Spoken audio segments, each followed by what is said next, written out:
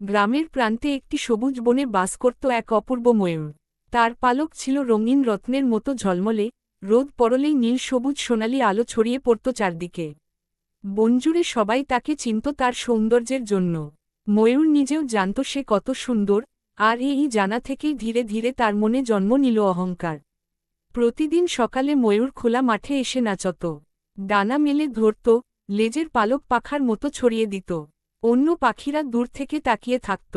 কেউ প্রশংসা করলে ময়ূর হেসে বলত, এমন সৌন্দর্য সবার ভাগ্যে থাকে না।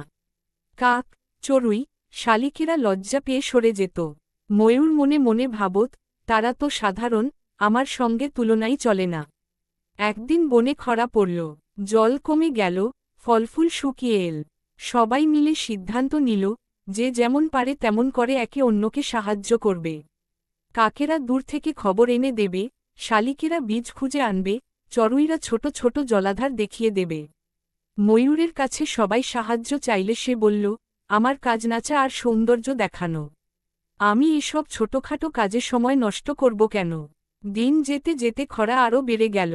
এক দুপুরে প্রচণ্ড গরমে ময়ূর তৃষ্ণায় কাতর হয়ে পড়ল। সে জল খুঁজতে বেরোল, কিন্তু কোথাও কিছু পেল না।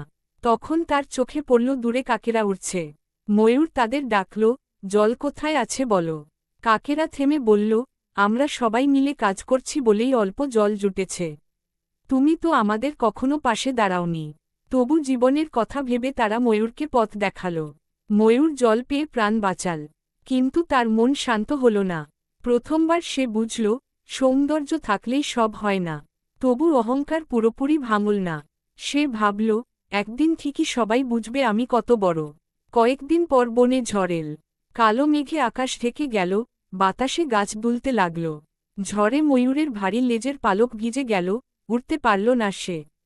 অন্য পাখিরা দল বেঁধে আশ্রয় নিল, কিন্তু ময়ূর একা পড়ে গেল। ঠিক তখনই ছোট্ট এক চড়ুই এগিয়ে এসে বলল, এখানে এসো, গাছের ফাঁকে একটু শুকনো জায়গা আছে।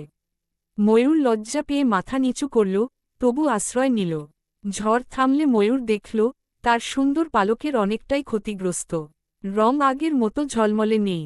সে ভেঙে পড়ল, ভাবল, যদি সৌন্দর্যই সব হয়, তবে আমি এখন কি? তখন বনজুড়ে যে পাখিরা ছিল, তারা একে একে এগিয়ে এল। কাক বলল, সৌন্দর্য ক্ষণস্থায়ী, কাজ আর মনটাই আসল। শালিক বলল, সবাই মিলে থাকলেই বিপদ কাটে। চড়ুই বলল, ছোট হলেও সাহস আর দয়া বড়। ময়ূরের চোখ ভিজে উঠল। সে প্রথমবার সবার কাছে ক্ষমা চাইল।